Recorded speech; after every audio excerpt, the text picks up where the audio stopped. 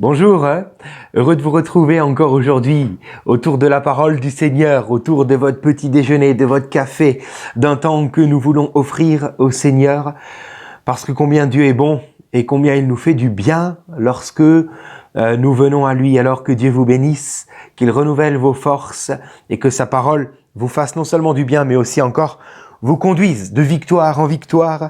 Alors j'aimerais revenir avec vous dans la Genèse. Nous sommes au chapitre 21 et j'aimerais lire les versets 9 à 13, où il est écrit ceci. Sarah vit rire le fils que l'Égyptienne Agar avait donné à Abraham, c'est-à-dire Ismaël se moque d'Isaac.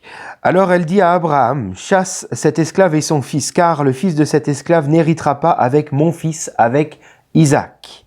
Cette parole déplut beaucoup à Abraham parce que c'était son fils, Ismaël. Cependant, Dieu dit à Abraham que cela ne te déplaise pas à cause de l'enfant et de ton esclave Agar. Quoique te dise Sarah, écoute-la, car c'est par Isaac qu'une descendance te sera assurée. Je ferai aussi une nation du fils de l'esclave, car il est ta descendance. Et j'aimerais, en parallèle à ce texte, venir avec vous dans le Nouveau Testament, dans le livre aux Galates, au chapitre 4, et les versets 21 jusque verset 1er du chapitre suivant. Il est écrit ceci. Dites-moi, vous qui voulez être sous la loi, ne comprenez-vous pas la loi ? En effet, il est écrit qu'Abraham a eu 2 fils, un de la femme esclave et un autre de la femme libre. Mais celui de l'esclave est né par volonté humaine et celui de la femme libre est le fruit de la promesse. Ces faits ont une valeur allégorique, car ces femmes représentent 2 alliances. L'une vient du mont Sinaï, c'est-à-dire l'endroit même où Moïse a eu les tables de la loi. Le mont Sinaï représente donc la loi. Donc, l'une vient du mont Sinaï et donne naissance à des esclaves. C'est Agar, l'esclave. En effet, Agar, c'est le mont Sinaï en Arabie. Et elle correspond à la Jérusalem actuelle qui vit dans l'esclavage avec ses enfants. Mais la Jérusalem céleste est libre. C'est elle qui est notre mère. De fait, il est écrit « Réjouis-toi, stérile, toi qui n'as pas eu d'enfant. Éclate de joie et pousse en cri de triomphe, toi qui n'as pas connu les douleurs de l'accouchement. En effet, les enfants de la femme délaissée seront plus nombreux que ceux de la femme mariée. Nous, frères et sœurs, comme Isaac, nous sommes les enfants de la promesse. Le Fils né par volonté humaine persécutait alors celui qui était né grâce à l'Esprit. Et il en va de même maintenant encore. C'est une valeur allégorique, on en reparlera. Mais que dit l'Écriture ? Chasse l'esclave et son fils, car le fils de l'esclave n'héritera pas avec le fils de la femme libre. C'est ce que nous avons lu dans la Genèse. Ainsi, frères et sœurs, nous ne sommes pas les enfants de l'esclave, mais de la femme libre. Chapitre 5. C'est pour la liberté que Christ nous a affranchis. Tenez donc ferme dans cette liberté et ne vous placez pas de nouveau sous la contrainte d'un esclavage. Amen. Alors, comprenons le texte de la Genèse où Sarah va demander à Abraham de chasser l'esclave, Agar, et son fils Ismaël. Tout cela a une valeur allégorique pour nous aujourd'hui et l'apôtre Paul en parle dans son épître, dans sa lettre aux Galates.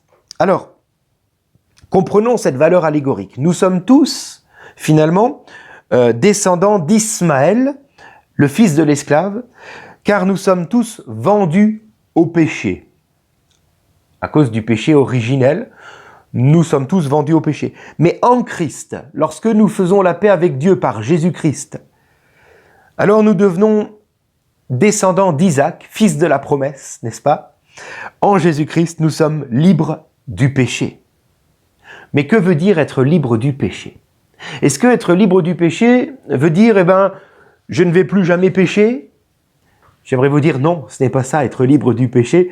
Et peut-être l'avez-vous déjà découvert, même lorsqu'on accepte Jésus par la foi, même lorsqu'on veut suivre le Seigneur de tout notre cœur, malheureusement, nous allons encore tomber, sombrer dans le péché, même qu'on ne le veut pas. Mais être libre du péché veut plutôt dire ne plus être sous la loi. Et là, c'est la grâce de Dieu. Nous ne sommes plus dans l'ancien régime, sous l'ancienne alliance, l'alliance du Sinaï, l'alliance de la loi, mais nous sommes sous cette nouvelle alliance acquise en Jésus-Christ à la croix de Golgotha. C'est une alliance de grâce. Alors, nous n'avons plus besoin de faire pour pouvoir être bénis, pour jouir de la faveur divine dans nos vies. Il n'est plus question de il faut pas. Christ a accompli toute la loi à ma place.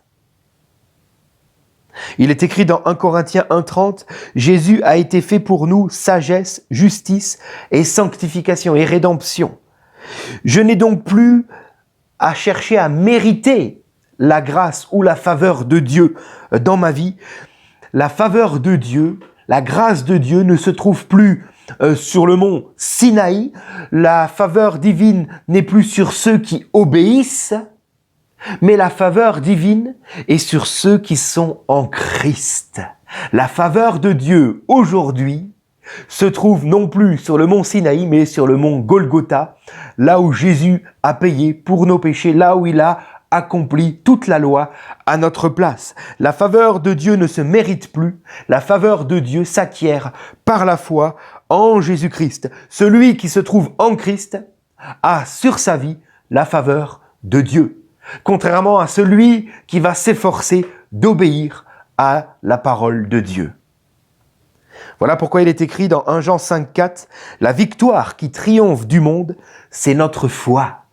Car c'est lorsque nous plaçons notre foi en Jésus-Christ que nous recevons la faveur de Dieu, que nous sommes donc victorieux. Ni mes efforts, ni ma piété, ni même ma sagesse ne sauraient m'offrir une once de bénédiction divine. Et Abraham va apprendre cela à ses dépens lorsqu'il va concevoir Ismaël avec sa propre sagesse, ses propres raisonnements, sa propre solution à lui. Tout cela va simplement conduire à une forme d'esclavage.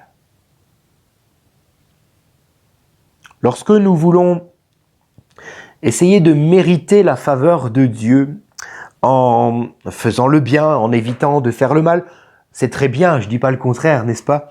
Mais lorsque nous pensons que c'est ainsi que la faveur divine s'obtient, alors nous allons rentrer dans un cercle vicieux qui conduit à l'esclavage de la mort. Je m'explique. Nous allons malheureusement, en voulant bien faire, continuer de pécher, car il y a dans la nature humaine cet ADN du péché que nous avons hérité d'Adam. Et donc, même si nous ne le voulons pas, nous allons quand même pécher. Et souvent, il y a même des péchés que nous avons commis et que nous n'avons même pas conscience d'avoir commis. Mais Dieu les connaît. Même les péchés par omission, alors qu'on aurait pu faire quelque chose de bien, on n'a même pas pensé de le faire. Vous voyez ? Donc, on ne peut trouver la grâce de Dieu, la faveur divine de cette manière-là. Mais celui qui quand même veut trouver la faveur de Dieu comme cela, très rapidement aura affaire à l'accusateur. On en a parlé hier, celui qui va rire avec ses accusations, qui va ainsi faisant essayer de condamner celui qui cherche à marcher selon Ismaël, c'est-à-dire les principes de la loi, aura affaire au trait enflammé du malin qui voudra l'accuser et qui ne manquera pas de vouloir enfoncer le clou au bon moment. Résultat, le doute va nous remplir et par réaction purement charnelle, nous allons vouloir faire mieux la prochaine fois. Et là, nous sommes dans un cercle vicieux qui nous fait toujours plus descendre vers la mort. C'est une forme d'esclavage. Je cherche à mériter la faveur de Dieu et si j'ai mal fait aujourd'hui, je ferai mieux demain et je deviens esclave de la loi qui ne saurait m'offrir la faveur de Dieu. Nous devons sortir de cette boucle de vouloir mériter les bénédictions de Dieu, mériter même le salut de Dieu. Non, ça ne se mérite pas. La seule chose que nous méritons, c'est la Bible qui le dit, c'est la mort et l'enfer. mais c'est la grâce de Dieu qui nous sauve. Manifestée en Jésus-Christ. La liberté, la faveur de Dieu, les bénédictions de Christ, de Dieu, oui, se trouvent en Christ, en Jésus. Elles ne se méritent pas, mais elles se trouvent aujourd'hui en Christ. On ne peut plus les trouver sur le mont Sinaï. On ne peut que trouver la faveur de Dieu en Jésus-Christ. Le chrétien doit comprendre ce que Dieu attend de lui. Dieu n'attend pas que nous soyons parfaits. Dieu n'attend pas que nous nous attachions aux choses religieuses. Au risque de vous surprendre, Dieu n'attend pas la fin du péché dans nos vies. Même si, bien sûr, par l'Esprit de Christ en nous, nous marchons dans cette direction-là. Mais Dieu n'attend pas cela. Ce que Dieu attend, c'est que nous nous attachions à Christ. Car la faveur de Dieu se trouve en Christ. Nous avons tout pleinement en Jésus-Christ. Colossiens 2, verset 10. Aussi, c'est la parole de Dieu pour nous aujourd'hui. Ne cherche pas à cesser de pécher, cherche Christ. Ne cherche pas une bénédiction, cherche Christ. Ne cherche pas à mériter, cherche Christ. Ne cherche pas l'accomplissement des promesses de Dieu dans ta vie, mais cherche Jésus-Christ. Celui qui s'attache à son Sauveur, à son Seigneur Jésus, se trouve alors instantanément placé sous la faveur de Dieu. Il est libre de la loi, libre de devoir mériter. S'il tombe, Dieu le relève. S'il a des doutes, Christ le remplit. S'il craint, il reçoit la paix divine. Et le péché va diminuer pour celui qui s'attache à Jésus-Christ. Il ne diminuera jamais si ton objectif est de cesser de pécher. Mais si ton objectif est de t'attacher à Jésus-Christ, alors la faveur de Dieu est sur toi et le péché va diminuer progressivement, jour après jour dans ta vie. Celui qui s'attache à Christ sera rempli du Seigneur Jésus, rempli de l'Esprit. Et ce faisant, il n'aura plus besoin d'essayer de courir après d'autres bénédictions dans sa vie, car Christ suffit. Alléluia. Celui qui s'attache à Christ ne va plus transpirer à essayer de mériter, mais il sera dans la paix et dans la joie d'être déjà dans la faveur divine en Jésus-Christ. Et lorsqu'un religieux croisera la route d'un tel homme qui s'attache à Christ, alors enfin, le religieux verra qu'il est enchaîné dans ce précepte de « il faut pas », car il verra une autre manière de vivre. Alors cette parole est pour nous aujourd'hui, je termine avec cela.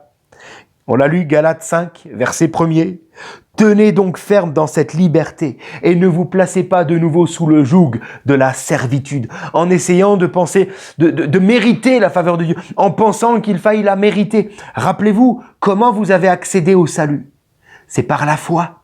Vous avez simplement cru à la bonne nouvelle, à la prédication de l'évangile. Vous avez cru à la personne de Jésus-Christ et vous avez été sauvés. De la même manière dans vos vies, tous les jours, croyez en Jésus, restez attachés à lui et vous verrez la main de Dieu qui vous bénit, car vous êtes sous la faveur divine lorsque vous gardez la main du Seigneur Jésus dans votre main. Alléluia. Alors, ne vivons pas comme Ismaël, esclaves de la loi, mais vivons comme Isaac, les enfants de la promesse. Alléluia. Je prie pour nous, pour te remercier, Seigneur, parce qu'aujourd'hui, oui, il nous suffit de croire pour voir notre vie intérieure et extérieure être transformée par la faveur de Dieu.